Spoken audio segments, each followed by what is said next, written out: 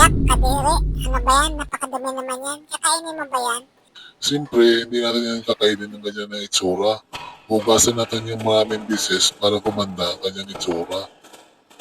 Dito nagkakatalo ang mayaman, middle class, at mahihirap. Hindi sa kung magkano ang pera nila ha, kundi kung paano nila tingnan ang purpose ng pera. Sa mahihirap, ang pera ay pang-survival. They work just to survive. Tulad ng pagkain, bills, at sa pang-araw-araw. Kulang na kulang ang pera para makapag-ipon at makapag-invest. Sa middle class naman, ang pera ay ginagamit para sa komportableng buhay. Ang source of income nila ay ang sahod nila. Saktuhan sila sa budget. Pero once na tumigil sila sa pagtatrabaho, kakapusin yan. Sa mayayaman naman, hindi lang para sa comfort or survival. Marunong silang gumamit ng pera para gumawa ng mas marami pang pera. Mindset nila, nakaprogram sa isip nila, how can my money work for me? Paano mo ba tinitingnan ang purpose ng pera? Tanungin mo ang sarili mo, pang mahirap ka ba? Middle class?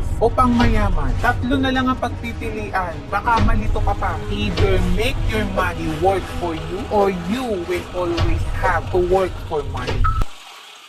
Bakit may mga taong ayaw kang makitang umaangat? Napapansin mo ba yung mga taong naiinggit kapag umaangat ka? Madalas yan, madami pang judgment. Kapag may na-achieve ka, insecure sila kasi meron silang pagkukulang at failure sa buhay. Naiinggit yan kapag nakikitang nagtatagumpay ka. Kasi ito yung bagay na matagal na nilang inaasam naunahan mo. Tapos ramdam mo na hindi sila masaya para sa'yo. Ito ang ilan sa mga dahilan kung bakit may mga tao na ayaw makiselebrate sa pagkapanalo mo. Importante mag-focus ka sa dadaanan mo tungo sa mas malaki pang tagumpay. Palibutan mo ang sarili mo na mga tao na genuinely at totoong gusto kang lumago pa sa buhay. Huwag kang mag-alala sa mga taong hindi masaya para sa'yo.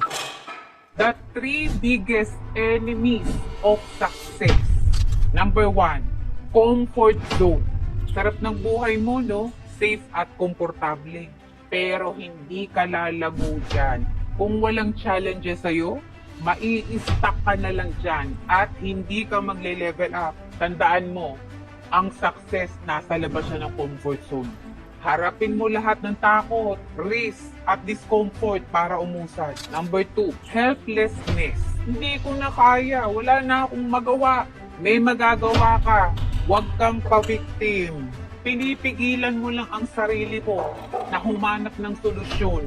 Imbis na tulungan mo yung sarili mo, asa ka kasi ng asa sa iba. Wala kang aasahan. Sarili mo lang. Number 3, gusto laging instant. Ayaw mo maghirap. Gusto mo madali. Pero ang gusto mong resulta ng nahirapan.